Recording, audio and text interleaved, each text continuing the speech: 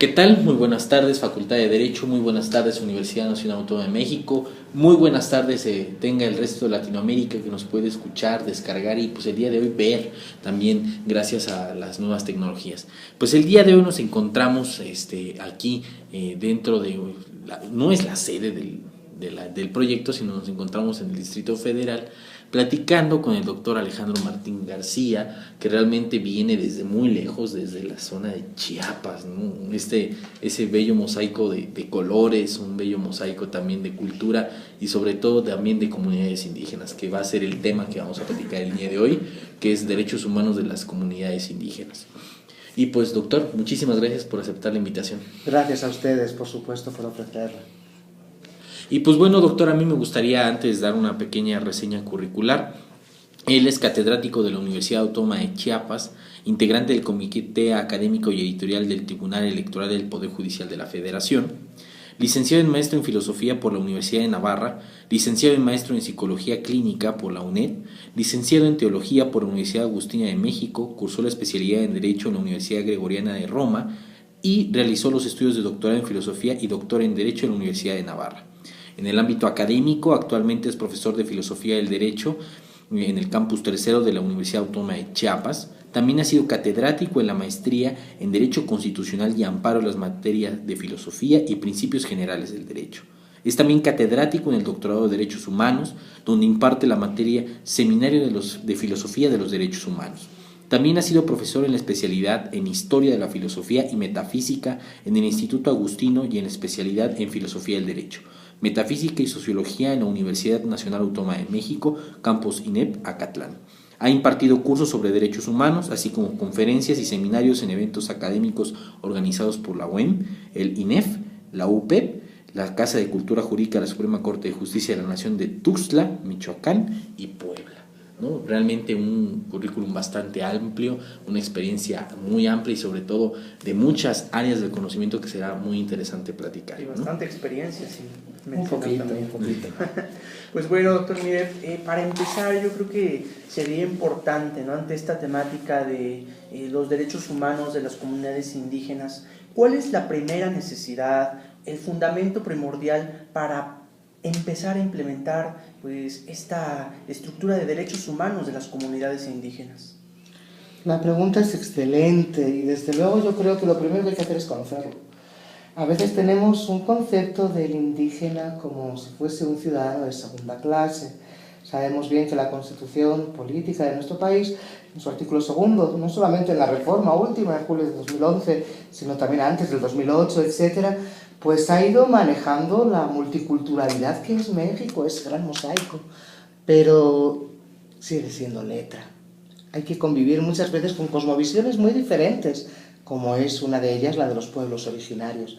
El término indígena es un término que en lo particular pues no muy me late, porque indígenas somos todos, porque indi, pues de ahí, el que es de un sitio, creado en un sitio, pues nacido en un sitio, pues cada quien nacimos en uno, pero somos todos indígenas.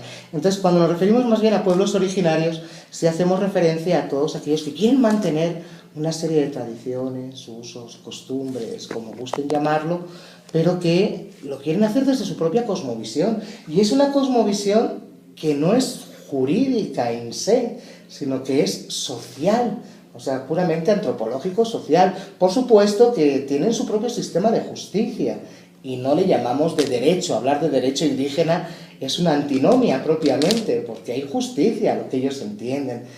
¿Cómo podemos hacer compatible un sistema de derecho positivo, dogmático, con un sistema de justicia originaria? Ese es el reto. Hay que conocer de qué se trata. Tenemos visiones muy distintas.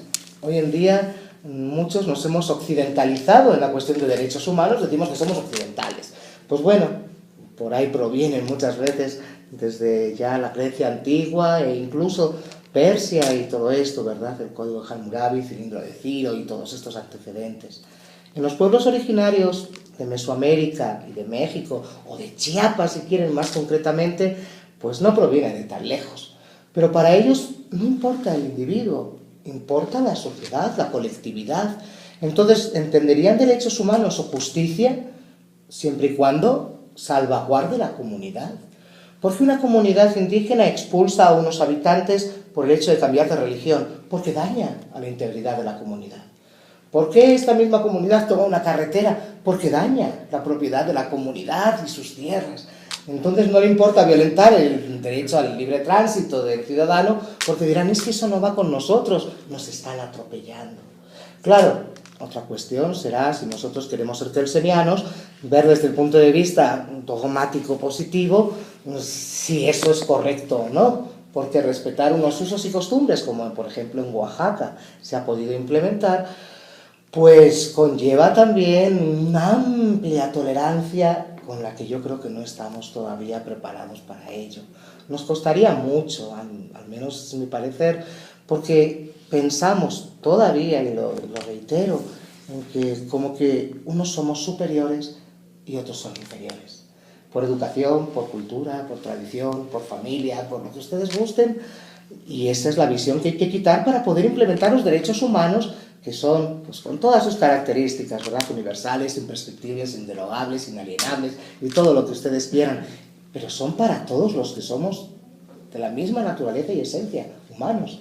Y hacer esa distinción entre unos y otros, pues sería hoy en día casi ridículo, más que nada cuando, pues, no por azares del destino, sino por el progreso propio de la ley, tenemos que incluir el derecho natural en el derecho positivo para tutelarlo, defenderlo, protegerlo y sobre todo aplicarlo. Y ese ha sido un logro inmenso. ¿Cómo se van a beneficiar? Pues, nuestros hermanos de los pueblos originarios. Ya va a ser una cuestión que va a requerir generaciones. No es una cuestión que por el hecho de estar promulgado y aprobado y ya, pues no, vemos que es mucho más difícil que eso. Entonces, el primer punto sería conocernos. Nadie puede entender aquello que no conoce. Una vez conociéndolo podrá estar de acuerdo o en desacuerdo en un punto u otro, pero ya va a haber mucha más cercanía. Creo que ese es el primer punto, porque si no los derechos humanos pues van a ser para los humanos derechos, ¿verdad? Como a veces han comentado algunos autores italianos, Bobbio, Carneluti, etc. Fíjese, doctor, bueno, ahorita usted acaba de tocar un tema muy importante que, bueno, ya lo estábamos comentando Iván y yo también parte de esto, de el propio hecho, ¿no?, de hablar de derechos humanos de comunidades indígenas. Ya estamos, pues, fragmentando la propia generalización de los derechos humanos. Bueno, yo le comentaba a Iván esta parte, ¿no? Podría ser en un momento hasta discriminatorio, o qué temática podríamos tomar sobre esto, porque nuevamente, ¿no?, si era o no se está, bueno, lo veíamos así, fragmentando esta... Es discriminatorio, pero hay programas de políticas sociales, de derecho social, que son discriminatorias. O sea, por ejemplo, un programa, no sé, oportunidades, que por el hecho de que seas una persona que tienes tal número de hijos y pertenezcas a una clase social que se considera desfavorecida económicamente, tienes derecho a un subsidio. 500 pesos por cada hijo. Bueno, pues tienes 12 hijos y ya no haces nada, vives de la renta, ¿no? ¿Y por qué a un cashlán, como nos llaman, ¿verdad?, un mestizo, por aunque tenga el mismo número de hijos, no se le da nada más que haberte contenido, ¿no? Entonces, sí es discriminatorio, tanto para una mayoría como para una minoría. Es un problema que a veces nos cuesta comprender.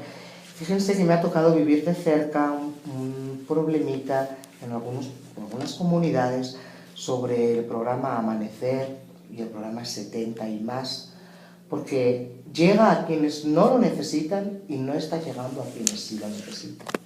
Porque como baja al banco esa señora de 78 años que vive en el cerro de Chincultic y no tiene ni cómo y encima es tetrapléjica. Ahora, eso sí, doña Margarita de las Flores tiene su chofer, le lleva en el carro al banco y cobra su subsidio. Si la finalidad no es esa, es la de beneficiar al que menos tiene.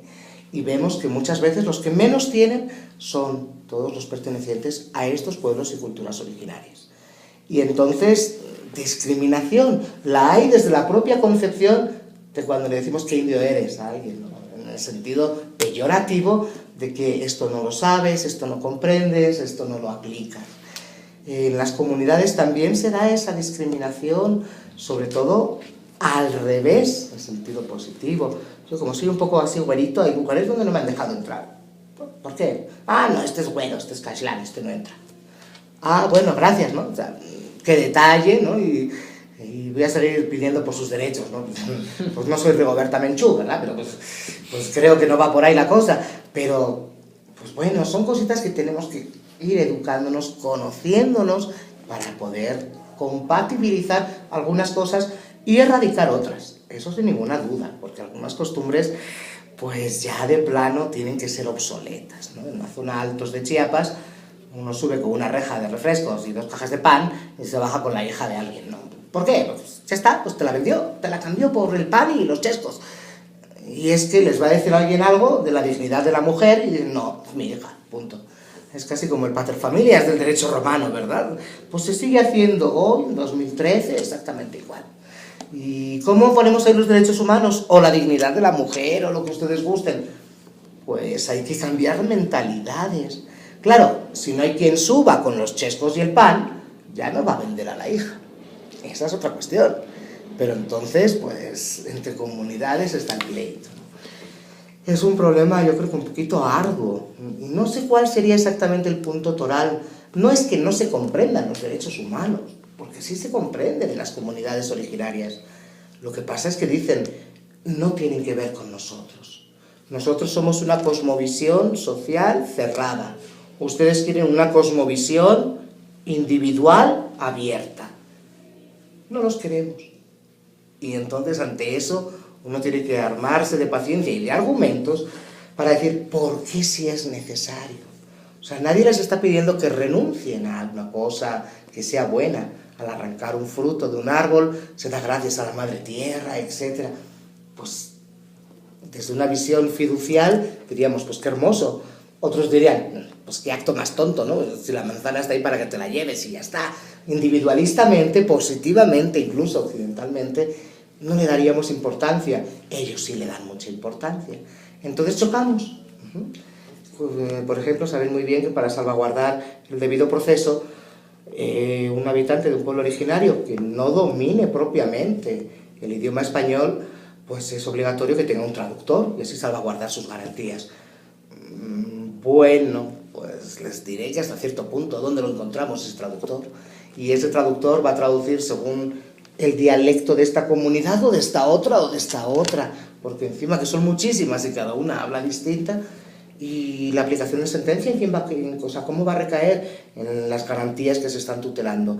¿En base a qué? ¿A su concepto de justicia o a nuestro concepto de derecho? Y hago la diferenciación porque así se vive. Derecho tienen ustedes, occidentales, justicia tenemos nosotros, originarios. Un ejemplo. Si un compadre mata a otro compadre porque estaban ahí bien bolos y pues ya, ¿verdad? ¿Qué va a dictaminar el Consejo de Ancianos, mayordomos, etcétera, de la comunidad originaria? ¿Que lo metan a la cárcel? Eso haríamos nosotros, una pena privativa, ¿verdad?, de libertad corporal en el sistema positivo por homicidio. Y veríamos en qué grado y todo lo que ustedes quieran. Ellos no, dirán, no, eso no es justo. Lo justo es que esta persona que hizo este daño lo repare. ¿Cómo? Manteniendo a su familia y a la familia de aquel a quien mató. Si lo metemos a la cárcel no mantiene a ninguna de las dos y se hacen una carga para la comunidad. Y eso puede provocar mayor violencia y venganzas, etc. Entonces su sentido de justicia, en ese sentido, es más justo, porque se repara el daño de una manera práctica. En nuestro sentido positivo, en este caso concreto, pues la justicia, en cuanto a buscar una reinserción a través de la reclusión, no haría justicia auténtica de dar a cada uno lo que corresponde. En este sentido, a mí me llama la atención cuando nosotros queremos hablar de derechos humanos de las comunidades indígenas. La Suprema Corte de Justicia, en el caso Mininuma, no quiso entrar de fondo a la definición de lo que es una comunidad. En términos del derecho positivo mexicano, ¿qué debemos entender hoy por una comunidad indígena? Muy sencillo, a mi juicio. Un conjunto de personas que, arraigadas originariamente en un espacio, viven en un mismo tiempo, en una realidad temporal, unas costumbres, usos y tradiciones. Simplemente. Eso es una comunidad indígena en sí, que tendrá miembros itinerantes, como muchos que emigran a otros países para conseguir un recurso, que tendrá otros que sean fijos, que tendrá otros que están yendo, viniendo.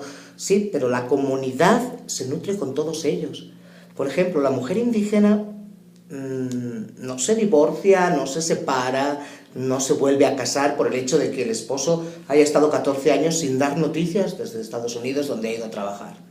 ¿Por qué? Porque dice, a ver, en la comunidad él y yo somos uno, y esta unidad beneficia a todos. Entonces, esté o no esté, yo no puedo hacer otra cosa. Y de hecho, pues bueno, el divorcio propiamente en sí es algo nuevo para ellos, y lo están entendiendo como un libertinaje más que como una libertad, por desgracia, ¿no? Porque están diciendo, pues aprovechemos de aquí lo que nos interesa y de aquí lo que queremos, ¿no? Entonces, hagamos una amalgama muy extraña, que es lo que, desde luego, tampoco es correcto. Aunque hay que salvaguardar todas las garantías constitucionales que tienen como ciudadanos o nacionales, en el caso de los menores, pues también al mismo tiempo hay que ver de qué manera todos vamos en el mismo camino. Porque es muy difícil. La comunidad, y ahí sí, hay una tesis de la Suprema Corte que nos habla de cómo, respecto a los pueblos originarios, hemos de interpretar sus tradiciones y usos en base a lo que cada grupo es. Claro, si esta tesis la ampliamos, pues un grupo urbano sigue siendo un grupo. Entonces habría que, pues, en fin, aplicar la ley general, universal y abstracta a esta particular con estas circunstancias, que en principio es una parte por supuesto, del proceso ya de impartición de justicia, ver las circunstancias de cada quien, pero pues nos traerían más problemas que beneficios. Yo creo que hay que ser un poquito menos legalistas, el principio pro lege hay que tenerlo un poquito más por debajo y buscar que el principio pro persona sea aquel que ya sea el pondus de toda la cuestión. O sea, no me importa que seas occidental, que seas originario, que seas extranjero. Lo que me importa es que eres como yo, que tienes estos derechos y tienes estos deberes. Claro, ¿estamos preparados para ello? Pues quizá no a base de jurisprudencia, más bien a base de convivencia. En ese sentido, aparece que hay una coalición entre principios constitucionales y generan antinomias, sobre todo porque en el artículo 2 constitucional se establece que, bueno, que se va a la autodeterminación de los pueblos siempre y cuando no contravengan las leyes de orden público. Y entonces, en ese sentido, ¿cómo se tiene que realizar este ejercicio argumentativo en términos de derecho, de ponderar el principio pro persona, ponderar este principio de que no vayan en contra de las leyes de orden público? ¿Cómo ha sido esta generación de estos litigios en favor de las comunidades indígenas? Sí, la cuestión de la autonomía, ya ven que a partir del convenio 169 de la OIT es cuando empieza a dar un viraje pero fuerte, ¿no? Incluso en Chiapas el Ejército Zapatista de Liberación Nacional lo ha tomado como una reivindicación propia que se plasmó después en los acuerdos de San Miguel, los acuerdos de Catedral, los acuerdos de San Andrés, y nunca se ha cumplido. ¿Por qué? Pues bueno, ahí hay que ver ante todo el bien público temporal, el bien común de la nación y no ya de un Estado o de un grupo, porque, en fin, el bien individual pues es una cosa, lo que yo quiera, y el bien particular pues puede ser de un pequeño grupo, y el bien colectivo y el bien ya común, ¿qué sería? La autonomía, pues depende, si entendemos en su raíz originaria, como Aristóteles nos lo quiere dar, pues se supone que es que uno se gobierna a sí mismo, ¿verdad? Esa autarquía que la relaciona en su libro La Política, pero autonomía para que la tierra sea tuya y ya no propiedad de la nación. Eso nos va a fraccionar, nos acaba como países. El mismo caso ha pasado pues, históricamente con algunos otros estados, como Mérida o Yucatán, que dicen, a ver, si nosotros no dependemos casi de ustedes, nos vamos a hacer la República de Yucatán, la República de Mérida, ¿no? Tenemos ingresos suficientes, tenemos todo el recurso que necesitamos por el turismo, por la explotación petrolera, por la explotación pesquera, etc. ¿Qué necesitamos de ustedes? ¿Qué hace que seamos una federación de estados? Pues también es un tema que hay que ver, el federalismo, pero bueno, ahí ya no me meto en ello. En esta cuestión, a la hora de ponderar, creo que el principio pro persona tiene que estar no solamente en ese sentido en su literalidad de qué es lo que favorece a la persona y por persona entendiendo comunidad, sino también en la base propia del contrato social que crea el Estado. O sea, no podemos prescindir de un grupo de individuos porque, pues bueno, pues puedan querer lo que quieran, ¿no? Desde una propiedad y posesión de la tierra, legítima o ilegítima, no lo sé, pero el Estado no lo puede dar por bueno porque no es fruto del consenso social. Y ahí en ese sentido, aunque algunos hablen de un concepto de neociudadano, que haya que hacer un concepto también nuevo de contrato social, etcétera, pues mantengámonos primero con lo poquito bueno que podamos tener. En ese sentido, la Constitución es muy clara. La tierra es únicamente propiedad de la nación.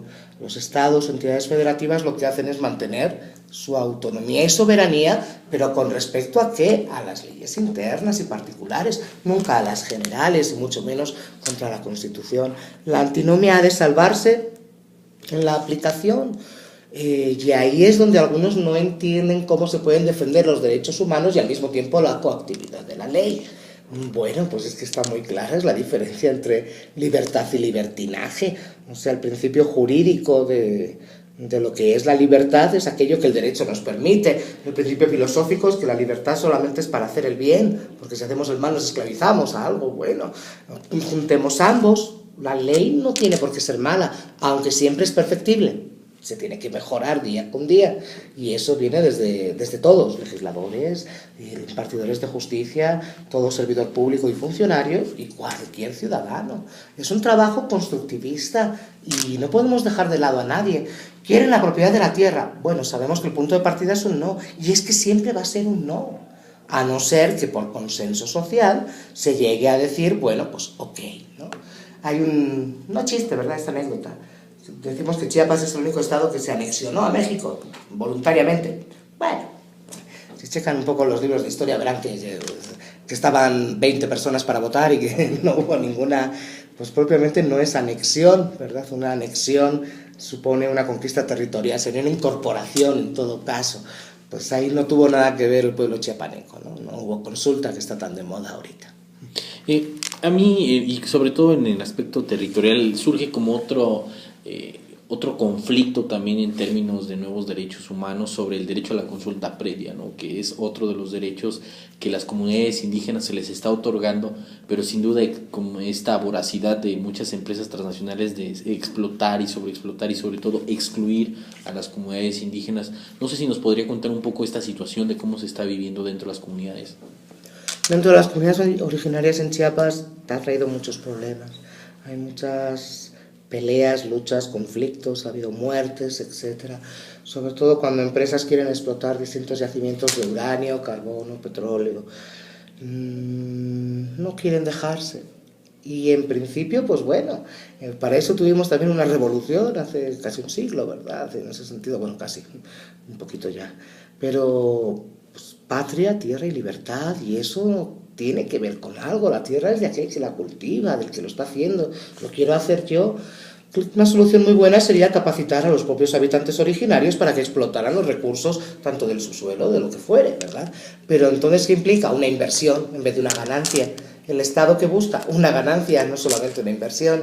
Entonces, trabajar a fondo perdido, aunque se vaya a recuperar a futuro por la venta de ese material, pues no se hace atractivo quizá al Estado. Entonces, ¿cómo poder salvaguardar los derechos de uno a su tierra, al producto de su tierra? Y ahí sí, no solamente son productos agrícolas, por supuesto, también es el subsuelo, ¿verdad? Y en ese sentido, ¿cómo pues permitir o no permitir, aunque tenemos ya la reforma energética, ¿verdad?, pues que transnacionales, empresas internacionales, operen en territorios de comunidades indígenas que notan que lo que es su sustento, porque antes en la definición brevecita que le di de comunidad le hablaba de un espacio, y ese espacio es para ellos sagrado. En ese sentido no puede llegar uno y hacer lo que quiera con él. Eso lo consideran como una violación de la madre tierra, como un despojar a la naturaleza de lo que es suyo, que ni siquiera es de la comunidad muchas veces. O sea, lo cultivan, lo protegen, lo cuidan entre todos. Entonces, son cosmovisiones tan diferentes que de verdad lo veo complicadito. Mencionaba usted la consulta. que se hace a las comunidades. Pues yo no conozco todavía comunidades que hayan llegado a un acuerdo de decir, sí, hagan lo que quieran. Ninguna. Al mayor acuerdo que han podido llegar es a que tengan trabajadores mixtos. O sea, pues bueno, ustedes traigan unos cuantos, nosotros ponemos otros cuantos y así nosotros vivimos y tal y cual. Y todavía no se ha llegado al tema subyacente, esto de quién es, ¿no? Porque se supone que es del país y el país hace la licitación y adelante, o sea, es legal. Pero para la comunidad, pues en algunos lugares sí ha habido, sobre todo en la zona de Poló, Chenaló, etcétera, en Chiapas, sí ha habido problemas por ello. Y son problemas, pues como agua y aceite, que no se van a mezclar, o sea, no se van a lograr embonar. En ese sentido, tenemos que buscar otras soluciones. Yo le comentaba una que se me hace buena y no entiendo cómo a ningún legislador se le ha ocurrido, ¿eh? No es que yo vaya a presumir de ser legislador, para nada, Dios me libre, sino que sería maravilloso, capacita a los propios habitantes, que ellos lo exploten y tú vas a llevarte el producto recibido porque lo vas a tener que comercializar y manufacturar. Adelante, ¿verdad? Yo creo que sería una buena. Habría que proponerlo. Pues sí, bueno, siguiendo esta parte de cómo empezar a hacer una argumentación de toda esta parte de los derechos humanos de las comunidades indígenas, hay otra cosa, ¿cómo hacer de esta parte de los derechos humanos de comunidades indígenas una relación con lo que podríamos establecer como lo general de la legislación del Estado? Usted lo había comentado hace un momento, ¿no? De el cambio de mentalidad. Aparte de esa, ¿habría otro tipo de factores que ir manejando o moldeando para hacer esta relación? Por supuesto que lo hay. El cambio de mentalidad tiene que ser también mutuo. No basta con que sea, por un lado, capacitar a todos los funcionarios públicos en materia de derechos humanos. ¡Ah, felicidades! Y si en cuanto llegues allí te van a golpear y te van a echar. Entonces, ¿qué hacemos? Pues tiene que ser algo mutuo. Ahora bien, hay algo que yo creo que es la base. Estamos muy acostumbrados todavía al positivismo garantista decimonónico. México ha sido positivista hasta anteayer, ¿no? Entonces es muy difícil cambiar el espíritu de la ley para llegar a ese mismo espíritu. O sea, ¿qué es lo que hace que la ley sea buena? El que esté mandada, no, perdón, eso es un proceso de legitimación, nada más. Lo que hace que la ley sea buena es la aplicación y los frutos que da. Igual que sabemos que este árbol es un manzano porque da manzanas, ¿no? En ese sentido, la ley se demuestra que es buena por los frutos que también nos da. En cuanto a la cuestión originaria, lo que hay que, en ese sentido, que tener muy en cuenta es que no se destroce la comunidad. Que es difícil, porque solitos se valen para ello, ¿eh? Les digo, uno es católico, el otro se ha hecho de la iglesia baptista, fuera, expulsado. Oiga, pero si es mi tierra y aquí vivieron mis papás y mis abuelos y mis tatarabuelos, y expulsado. Has roto lo que es la creencia de la comunidad. Y al revés, en otros lugares, ¿no? Toda la comunidad se convirtió de golpe, sepa Dios, a Tlaloc, y ahora pues te expulsan a otros. Entrar en la mentalidad de los habitantes originarios a veces es un poquito complicado, porque vienen con una prevención especialísima a no escucharte. Es casi como lo de los maestros, ¿no? Les preguntabas a ver de qué iba la reforma educativa y nadie te sabía decir nada, ¿no? En algunos lugares. ¿Por qué? Pues basta con que uno manipule para que 400 hagan una cosa. En las comunidades originarias es igual. Entonces, ir inculcando esa capacitación en derechos humanos, dirán, bueno, mientras me sirva, o sea, una mentalidad pragmático-utilitarista, lo hago. Cuando no me sirva, porque tengo que seguir mi uso y mi tradición, no lo hago, es algo externo a mí. Claro, eso es un debate ya también a nivel internacional, si los derechos humanos son occidentales, si son de otras culturas, si provienen directamente, como dice el naturalismo, de la propia esencia humana, o si es un añadido que se quiere hacer en base al derecho subjetivo para modificar o por lo menos hacer más pro homine la ley, ¿verdad? Pues bueno, ya nos metemos en otra cuestión. Soluciones, yo no las veo rápidas, pero solamente le decía, veía la primera, conocernos para entendernos, porque después llegará la segunda, dialoguemos y pongámonos de acuerdo. Pero ¿cuál es el problema del diálogo? Arthur Kaufman nos decía que el que el consenso intersubjetivo es la verdad. Perdón, eso es la mayor estupidez del mundo, ¿no? Más vale que Kaufman ya está muerto, pero pues también, en ese sentido, si todo lo que subjetivamente pretendamos es la verdad, pues puede ser bueno que queramos matar al catedrático de Filosofía del Derecho. ¿Por qué? Porque lo hemos consensado entre todo el grupo, entonces va a ser una verdad necesaria y automáticamente va a ser un acto bueno. Pues que no lo oigan mis alumnos, ¿no? Espero. En ese sentido, a mí me llama la atención, como usted es catedrático dentro de Chiapas, ¿cómo ha sido el ejercicio pedagógico, sobre todo en esta universidad, y sobre todo en la Cátedra de Derechos Humanos? ¿Cómo ha sido este diálogo con compañeros que son occidentales, compañeros que vienen de una comunidad indígena? ¿Cómo surge el debate y cómo se lleva a la praxis la enseñanza? Pues es cierto que aunque la Universidad Autónoma de Chiapas, que es la Casa de Estudios del Estado, tiene bajo nivel de alumnado que sea propiamente de un pueblo originario. Y de los pocos que hay, casi todos lo que quieren es castellanizarse, o sea, hacerse occidentales. No van a pelear o a reivindicar lo de su comunidad, más bien quieren una técnica de camuflaje, ¿verdad? Para que no parezca que soy de donde soy. Pues bueno, renegar en ese sentido de sus orígenes, pues lo que fuere. También hay otros, por supuesto, que son un poquito más beligerantes, ¿no? Por ejemplo, tuve de alumno en el doctorado y fue excelente alumno, que es ya doctor en Derechos Humanos, Lorenzo López Méndez. Él es el presidente de la Comisión Estatal de Derechos Humanos de Chiapas. Entonces, él desde el principio trajo una concepción cuando era alumno. Es decir, a ver, ya he pasado por todas las etapas del derecho positivo, he ejercido en todas las comunidades, he sido litigante, he sido todo. Ahora estoy viendo, desde un nuevo cargo, una perspectiva muy distinta. La que yo tenía desde que era pequeño, la que me habían enseñado y era buena, la correcta. Entonces, ¿qué me toca a mí como ombudsman del Estado? Garantizar que sus derechos, no solo políticos, económicos, sociales, subjetivos, sino todos sean garantizados a todos. Algunos dirán, bueno, pues entonces ¿cómo lo va a hacer? De manera muy difícil, ¿no? Su conclusión fue, en ese sentido, y la plasma en su tesis doctoral, que el derecho positivo tiene que transmutarse. Y esa palabra es fea, es más o menos como la oruga fea que se transforma en mariposa. Algo kafkiano. Pues sí, ¿verdad? Hasta también Albert Camus tendría algo que decir, incluso en La náusea, ¿no? Pero pues transmutarse de oruga a mariposa. O sea, juntemos derecho positivo, derecho indígena o justicia indígena, es mucho mejor, y derechos humanos, que hagamos un cóctel. ¿Qué es lo que va a tener que predominar? Necesariamente los derechos humanos, porque son los inviolables y de esencia. A partir de ahí, ¿cómo lo vamos a codificar positivamente? Por el consenso intersubjetivo, que ahí sí sería válido por la expresión de la soberanía del pueblo. Por lo menos en la Constitución estatal, que en Chiapas la tenemos, pero pues sí necesita estar en constante actualización, constante.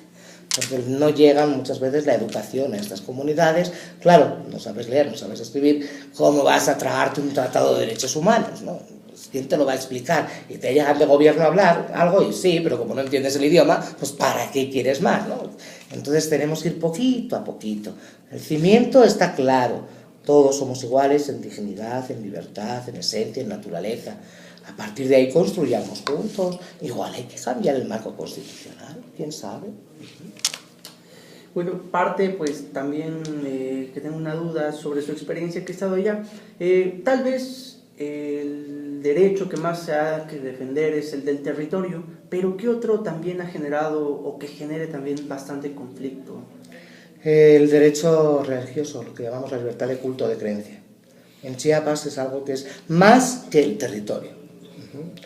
En zonas como Venustiano Carranza, Misintón, Mitontis, etc., ahí ha estado el problema. Acteal, donde vamos a celebrar ahora pues el aniversario de esa masacre que hubo, ¿no? Un acto que es condenable a todas luces. La Suprema Corte dictaminó que había un error procedimental, se volvió otra vez. Claro, las comunidades no los quieren de vuelta, hay que reubicarlos con el consiguiente gasto y lo que ustedes gusten. Pero no, ¿se ha hecho justicia o no se ha hecho justicia? Pues bueno, que la historia juzgue, ¿verdad? A mi juicio, por un error procedimental no podemos dejar de hacer justicia. Una cosa es el derecho, otra cosa es la justicia. Y me baso únicamente en el Barbo Couture, no me baso en mi propio pensamiento, ¿no? Si hay que elegir entre derecho y justicia, hay que elegir siempre la justicia. En ese sentido, más que el territorio, el problema es cultural, religioso. Eso es lo que da más problemas. Porque Chiapas es un microcosmos. No hay corriente religiosa, si checan el censo del INEGI del 2010, que no esté en Chiapas. O sea, algunos estados podrán tener 20, 30. Si hay 400, 400 están en Chiapas. O sea, es una cuestión que a veces decimos, bueno, ¿y esto de dónde viene? ¿No? ¿Qué intereses sirve o por qué? Pues bueno, tenemos todas las confesiones. Y esto sí provoca mucho conflicto. Porque en lugar de respetarnos para convivir, nos dedicamos a disputar para prevalecer. Y eso, aunque un orden jurídico tiene que, pues, siempre prevalevit, ¿no? Siempre tiene que prevalecer, pero ¿a costa de qué? A costa del ciudadano, a costa del bien, a costa de lo justo. La libertad de creencia, de culto, de pensamiento y de su propia expresión, incluso de las propias asociaciones religiosas, pues está perfectamente regulada. Quizá unos querrían más, otros menos, quién sabe. Y si le preguntamos al señor secretario de Educación, va a decir que menos, ¿verdad? Don Emilio ahí ya tiene sus propias ideas. Si preguntamos, no sé, a un obispo, va a decir que más, ¿no? Porque pues, va a querer pues, lo suyo. La cuestión, entonces, ¿cómo llegar a la comprensión de los derechos humanos, de que somos iguales y que no separa a la comunidad ni la divide el tener diferente pensamiento, diferente religión, diferente culto? Ellos ven que sí, nosotros sabemos que no, podemos convivir muy bien, seamos como seamos, tanto en ideología política, social, económica o religiosa. Ellos no lo entienden todavía así. Entonces, pues bueno, un ejercicio comparado se les tendría que proporcionar, creo yo. A mí me llama también como a discutir un tema que es bastante interesante dentro de las comunidades indígenas, que es el proceso de globalización. ¿Cómo ha sido el ejercicio de la enseñanza de este proceso de la globalización para estas comunidades indígenas? Es un caos. Es un caos porque globalizar, ¿qué implica? Que el que es de un pueblo originario lleve celular, que ya esté con su iPhone a todas horas y que rehúse a vestirse con la vestimenta tradicional. Pues si eso es globalización, es una pérdida cultural. Que no digo que no utilice celular, Dios me libre, no, para nada. O sea, incluso en la propia universidad, nuestro rector, el maestro Jaime Valls, ha insistido mucho en cómo tenemos que abrir espacios para que cada vez más originarios vengan a incorporarse y no solo caslanes. Eso implica una mentalidad pedagógica diferente y un cambio, pues incluso hasta de los propios programas de estudio para la comprensión de lo que sea, en este caso la carrera de Derecho donde yo estoy. Por lo demás, pues lo veo medio complicadón, de verdad, porque no es sencillo adaptarse a mentalidades distintas. El ejemplo siempre es muy claro. Dos personas pueden conocerse y enamorarse. Ahora, soportarse, ya veremos, en fin, ¿no? Miremos los índices de divorcios. Sobre todo desde que tenemos el divorcio en causa, pues, híjole, vemos que las parejas van y vienen como moscas a la miel, ¿no? ¿Queremos eso para México en una cuestión social, legal, jurídica? Yo creo que no. Tiene que ser algo mucho más firme. Entonces, educativamente, porque de ahí empieza. Pero para ello tiene que ir la educación al lugar y tienen que ir los habitantes del lugar a la educación, un doble proceso. Eso tiene que seguir. Cuando no se puede ir a un lugar, habrá que ir a otro, porque también sería ridículo que cada comunidad de las miles y miles que tenemos haya que poner una universidad, ¿no? No tendría tampoco sentido. Pues bueno, pienso yo, ¿verdad? Ojalá en un mundo ya un poquito más ideal y siguiendo a Huxley, pues sí, vamos, cada uno lo mejor, pero no es factible ni viable. ¿Qué podemos hacer hoy? Ampliar las metas de conocimiento, de educación y de convivencia. Y a partir de ahí sí, capacitar. Tenemos nosotros más culpa, ¿no? Los occidentales, entiendo por nosotros, tenemos más culpa. Porque pudiendo haber hecho esto desde hace mucho, no lo hemos hecho. Nos hemos querido seguir aprovechando. En una zona económica B, ¿verdad? Con un salario mínimo, más mínimo que en muchísimos estados de la República, ¿qué pasa? Pues que uno trabaja 8 horas diarias y te pagan a la semana 1.500 pesos. Y digo, a la quincena, perdón. Y como decimos por allá, no te quejes vos, te ha ido bien.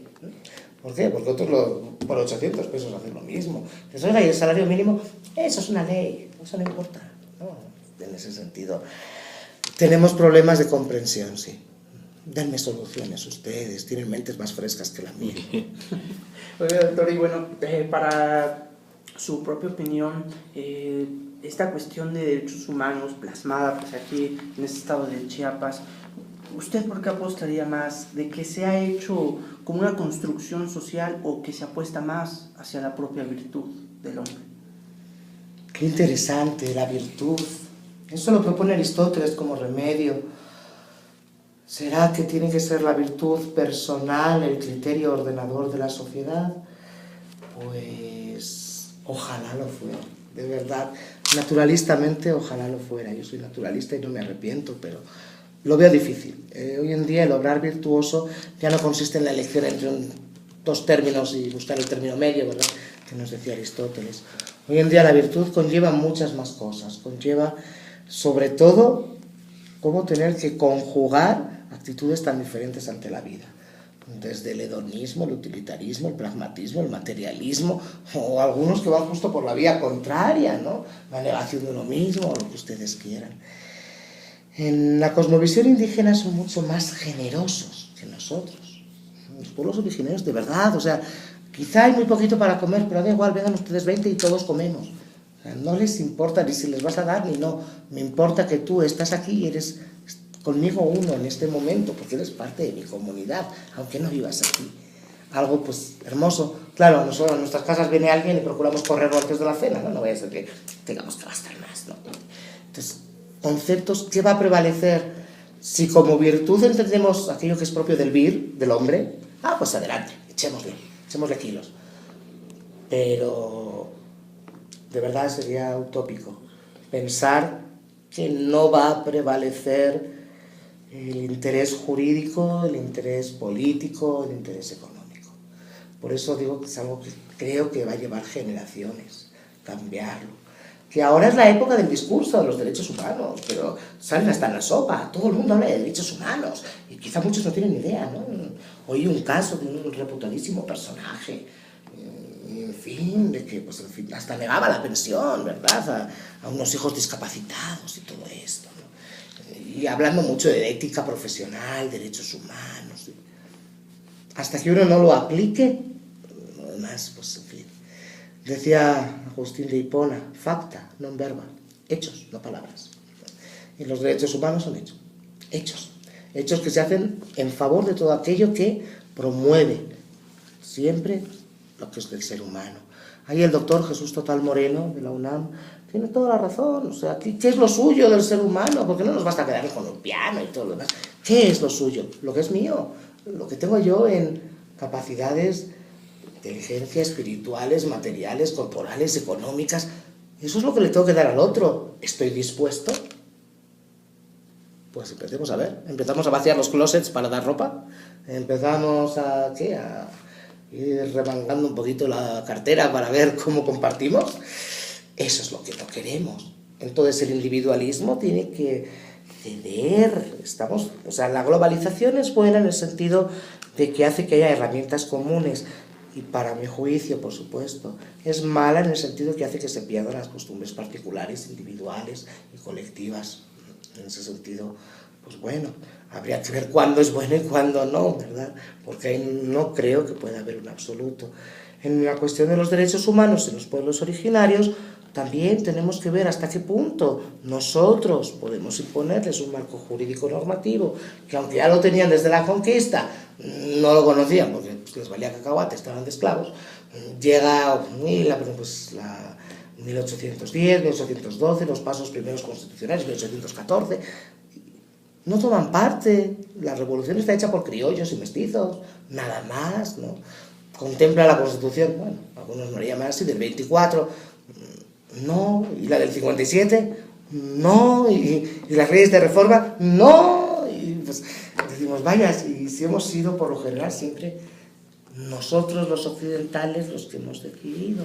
Hasta el propio Juárez, ¿no? También, que buscaba más ayudar. Buscaba porque él era originario, o sea, y sabía que, ¿verdad? Y es hasta ese momento, pero ¿cuántos siglos han pasado? Desde el 1543. bueno, no ya la guerra de Tenochtitlán, sino la primera aplicación del Código Jurídico, por las leyes criollas y el Imperio de Indias, con Carlos V y Felipe II.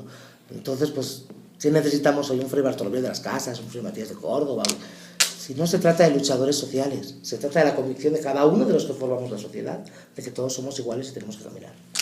En ese sentido, a mí me gustaría como que la discusión pasarla como un campo más académico, no tanto a lo jurídico, sino que Chiapas parece ser como una tierra, la tierra de Rosario Castellanos, la tierra de Jaime Sabines, pero también la tierra donde todavía la teología se puede observar, ¿no?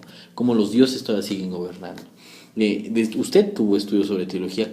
¿Qué opinión nos podría dar al respecto sobre ese ejercicio de que todavía existe la teocracia y el ejercicio también de Dios a través del gobierno? Pues lo que era el cesaropapismo casi de la monarquía absoluta es lo que sigue teniendo hoy en día un presidente municipal en las comunidades indígenas. Y también en ese sentido lo que diga el líder religioso de cada comunidad pesa más que lo que diga cualquier otra persona. Es una cuestión que yo creo que hay que ir ya pasándola, hay que ir dejándola atrás, o sea, no es correcto imponer por un criterio religioso cualquier otra opinión, sobre todo política o económica. Ahora bien, en los pueblos originarios se vive más bien una especie de panteísmo, un sincretismo religioso. O sea, no es que se crea o no en un dios, en unos dioses, en unas fuerzas, es que es todo junto. O sea, y al mismo tiempo que venero al tatique, que está aquí en la parroquia, venero al otro tatique, que es el gobernador, y venero al otro tatique, que es el presidente, y ¿cómo le sigues a todos? ¿No? Pues yo no sé, pero pues, lo logran. ¿Por qué? Porque es fácil hacer oído sordo cuando es necesario en favor de lo que favorece a mi comunidad. Claro, hoy en día también han aprendido a favorecerse a sí mismos. Y eso, pues bueno, si me ofrece una torta de chorizo y un chesco por mi voto, pues sigo con él, ¿no? Y la comunidad pues, ahí se quede, ¿no? Y eso también lo hemos visto, pero religiosamente sí tenemos un sincretismo complejo incluso. De hecho, tuvimos el pasado año el primer congreso sobre Derecho, Justicia y Religión en Chiapas. Y las conclusiones fueron, pues, claro, éramos muchos ponentes y muchas mesas de trabajo y muy dispar, ¿no? Pero casi todos coincidíamos en algo, en que todos son factores para coadyuvar hacia el bien y que si no funcionan, pues entonces tendremos que refundar el derecho, tendremos que replantear la justicia y tendremos que ver de qué manera puede o no servir la religión. Y si va a ser el opio del pueblo, aunque Marx no lo decía en el mal sentido, sino en el sentido bueno, en que tranquiliza, relaja, no que droga, ¿verdad? Pero bueno, ahí cada uno interpreta a veces entre líneas. Pues si no va a lograr los fines que cada religión tiene, que siempre es un bien, una trascendencia, una búsqueda de la divinidad, una fraternidad incluso humana, pues tenemos que replanteárnoslo todo. Religiosamente, le decía que había o sea, no tengo ahora los datos del censo del INEGI 2010, la última encuesta nacional, pero todos los pueblos están ahí, o sea, todas las religiones están, insertas en Chiapas.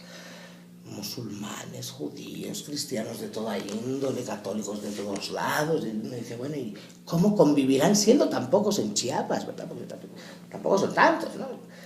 Pues, ¿cómo conviven? Pues a veces a golpes y a veces a discordias, pero por lo general, y eso es lo bonito, que en muchos lugares ya se ha creado este clima de conciliación. Te respeto a ti como eres, respétame a mí como soy. Y bueno, pues aunque no sea entendimiento, empieza el respeto. Ya podremos ir sembrando posteriormente. Pero en el tema religioso sí está un poquito más complicado.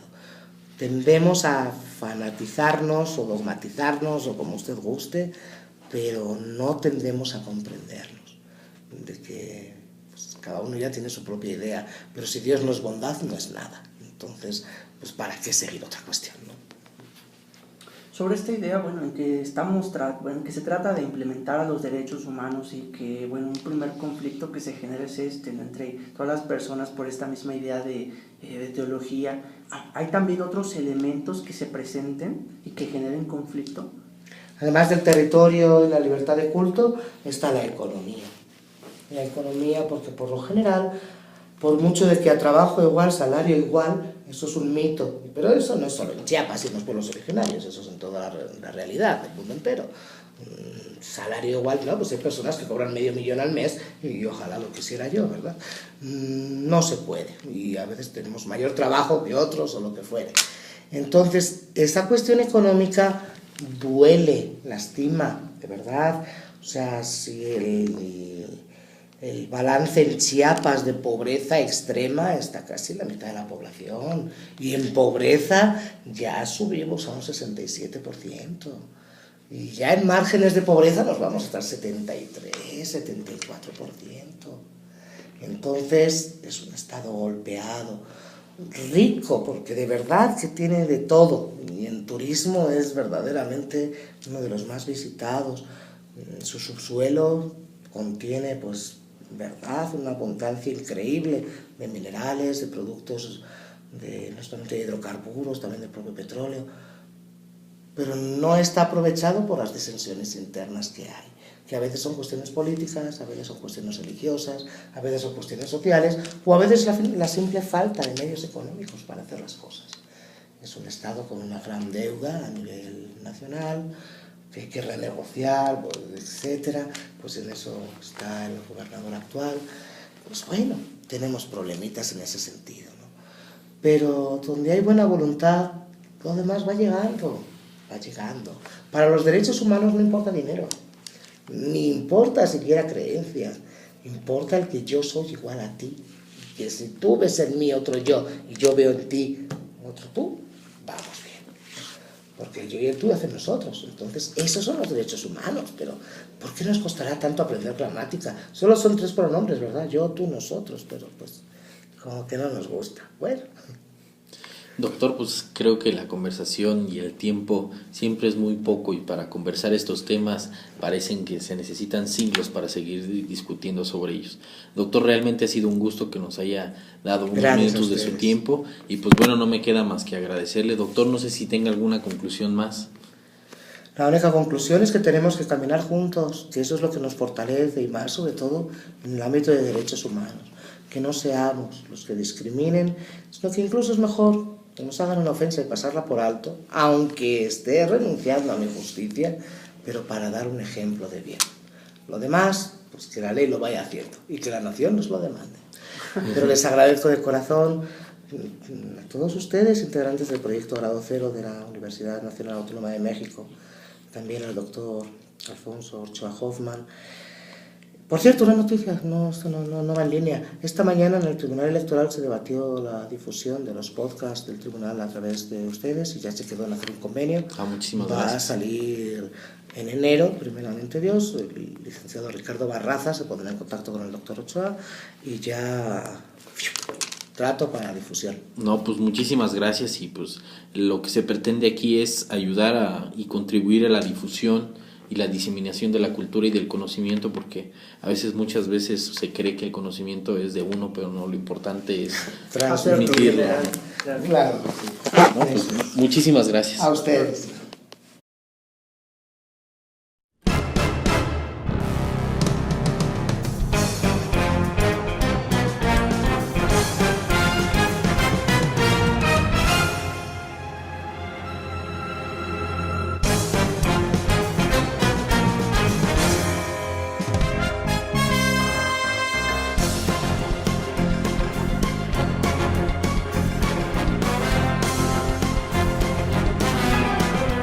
Por la Universidad Agustina de México, cursó la especialidad en Derecho en la Universidad Gregoriana de Roma y realizó los estudios de doctorado en Filosofía y doctor en Derecho en la Universidad de Navarra.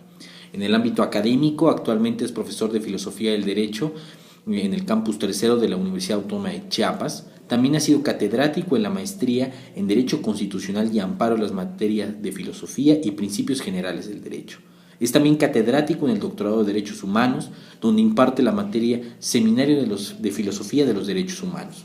También ha sido profesor en la especialidad en Historia de la Filosofía y Metafísica en el Instituto Agustino y en la especialidad en Filosofía del Derecho, Metafísica y Sociología en la Universidad Nacional Autónoma de México, Campus INEP, Acatlán. Ha impartido cursos sobre derechos humanos, así como conferencias y seminarios en eventos académicos organizados por la UEM, el INEF, la UPEP, la Casa de Cultura Jurídica de la Suprema Corte de Justicia de la Nación de Tuxtla, Michoacán y Puebla, ¿no? Realmente un currículum bastante amplio, una experiencia muy amplia y sobre todo de muchas áreas del conocimiento que será muy interesante platicar. Y bastante experiencia, sí. Un poquito.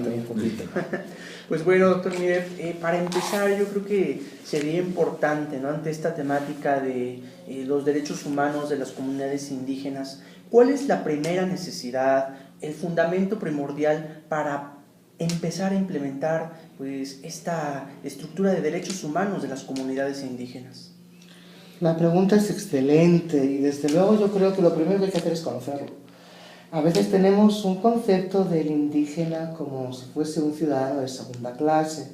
Sabemos bien que la Constitución Política de nuestro país, en su artículo segundo, no solamente en la reforma última de julio de 2011, sino también antes del 2008, etcétera, pues ha ido manejando la multiculturalidad que es México, es gran mosaico, pero sigue siendo letra. Hay que convivir muchas veces con cosmovisiones muy diferentes, como es una de ellas la de los pueblos originarios. El término indígena es un término que en lo particular pues no muy me late, porque de los derechos humanos, bueno, yo le comentaba a Iván esta parte, ¿no? ¿Podría ser en un momento hasta discriminatorio? ¿O qué temática podríamos tomar sobre esto? Porque, nuevamente, ¿no?, si era o no se está, bueno, lo veíamos así, fragmentando esta... Es discriminatorio, pero hay programas de políticas sociales, de derecho social, que son discriminatorias. O sea, por ejemplo, un programa, no sé, oportunidades, que por el hecho de que seas una persona que tienes tal número de hijos y pertenezcas a una clase social que se considera desfavorecida económicamente, tienes derecho a un subsidio. 500 pesos por cada hijo. Bueno, pues tienes 12 hijos y ya no haces nada, vives de la renta, ¿no? ¿Y por qué a un cashlán, como nos llaman, ¿verdad?, un mestizo, por aunque tenga el mismo número de hijos, no se le da nada más que haberte contenido, ¿no? Entonces, sí es discriminatorio, tanto para una mayoría como para una minoría. Es un problema que a veces nos cuesta comprender. Fíjense que me ha tocado vivir de cerca un problemita en algunas comunidades sobre el programa Amanecer y el programa 70 y más, porque llega a quienes no lo necesitan y no está llegando a quienes sí lo necesitan. Porque como baja al banco esa señora de 78 años que vive en el cerro de Chingultic y no tiene ni cómo y encima es tetrapléjica. Ahora, eso sí, doña Margarita de las Flores tiene su chofer, le lleva en el carro al banco y cobra su subsidio. Si la finalidad no es esa, es la de beneficiar al que menos tiene. Y vemos que muchas veces los que menos tienen son todos los pertenecientes a estos pueblos y culturas originarias. Y entonces, discriminación la hay desde la propia concepción de cuando le decimos qué indio eres a alguien, ¿no?, en el sentido peyorativo de que esto no lo sabes, esto no comprendes, esto no lo aplicas. En las comunidades también se da esa discriminación, sobre todo al revés, en sentido positivo. Yo, como soy un poco así, es correcto, ¿no? Porque respetar unos usos y costumbres, como por ejemplo en Oaxaca se ha podido implementar, pues conlleva también una amplia tolerancia con la que yo creo que no estamos todavía preparados para ello. Nos costaría mucho, al menos es mi parecer, porque pensamos todavía, y lo reitero, en que como que unos somos superiores y otros son inferiores. Por educación, por cultura, por tradición, por familia, por lo que ustedes gusten. Y esa es la visión que hay que quitar para poder implementar los derechos humanos, que son, pues, con todas sus características, ¿verdad?, universales, imprescriptibles, inderogables, inalienables y todo lo que ustedes quieran. Pero son para todos los que somos de la misma naturaleza y esencia, humanos. Y hacer esa distinción entre unos y otros, pues sería hoy en día casi ridículo. Más que nada cuando, pues, no por azares del destino, sino por el progreso propio de la ley, tenemos que incluir el derecho natural en el derecho positivo para tutelarlo, defenderlo, protegerlo y sobre todo aplicarlo. Y ese ha sido un logro inmenso. ¿Cómo se van a beneficiar? Pues, nuestros hermanos de los pueblos originarios. Ya va a ser una cuestión que va a requerir generaciones. No es una cuestión que por el hecho de estar promulgado y aprobado y ya, pues no, vemos que es mucho más difícil que eso. Entonces, el primer punto sería conocernos. nadie puede entender aquello que no conoce. Una vez conociéndolo podrá estar de acuerdo o en desacuerdo en un punto u otro, pero ya va a haber mucha más cercanía. Creo que ese es el primer punto, porque si no los derechos humanos pues van a ser para los humanos derechos, ¿verdad? Como a veces han comentado algunos autores italianos, Bobbio, Carneluti, etc.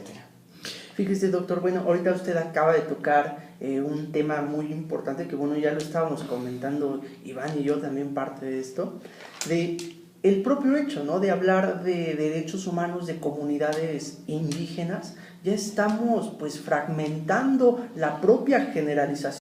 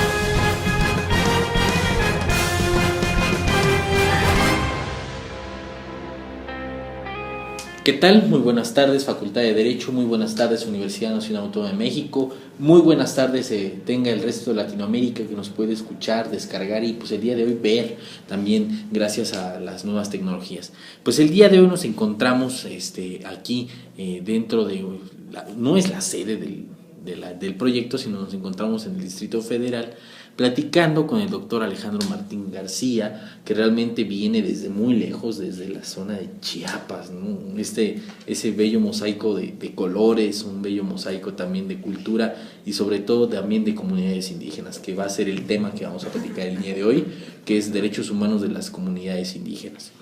Y pues, doctor, muchísimas gracias por aceptar la invitación. Gracias a ustedes, por supuesto, por ofrecerla. Y pues bueno, doctor, a mí me gustaría antes dar una pequeña reseña curricular. Él es catedrático de la Universidad Autónoma de Chiapas, integrante del Comité Académico y Editorial del Tribunal Electoral del Poder Judicial de la Federación, licenciado en Maestro en Filosofía por la Universidad de Navarra, licenciado en Maestro en Psicología Clínica por la UNED, licenciado en Teología.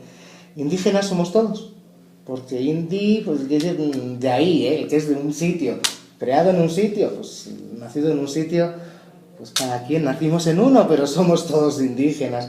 Entonces, cuando nos referimos más bien a pueblos originarios, sí hacemos referencia a todos aquellos que quieren mantener una serie de tradiciones, usos, costumbres, como gusten llamarlo, pero que lo quieren hacer desde su propia cosmovisión. Y es una cosmovisión que no es jurídica en sí, sino que es social, o sea, puramente antropológico, social. Por supuesto que tienen su propio sistema de justicia, y no le llamamos de derecho. Hablar de derecho indígena es una antinomia propiamente, porque hay justicia, lo que ellos entienden.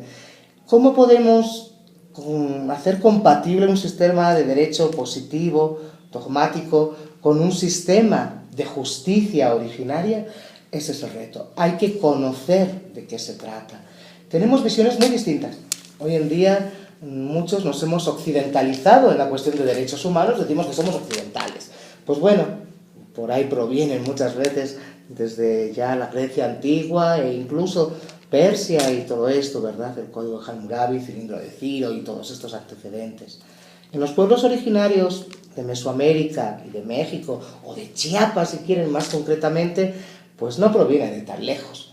Pero para ellos no importa el individuo, importa la sociedad, la colectividad. Entonces, ¿entenderían derechos humanos o justicia siempre y cuando salvaguarde la comunidad? ¿Por qué una comunidad indígena expulsa a unos habitantes por el hecho de cambiar de religión? Porque daña a la integridad de la comunidad. ¿Por qué esta misma comunidad toma una carretera? Porque daña la propiedad de la comunidad y sus tierras. Entonces no le importa violentar el derecho al libre tránsito del ciudadano, porque dirán, es que eso no va con nosotros, nos están atropellando. Claro, Otra cuestión será, si nosotros queremos ser celsenianos, ver desde el punto de vista dogmático positivo, si eso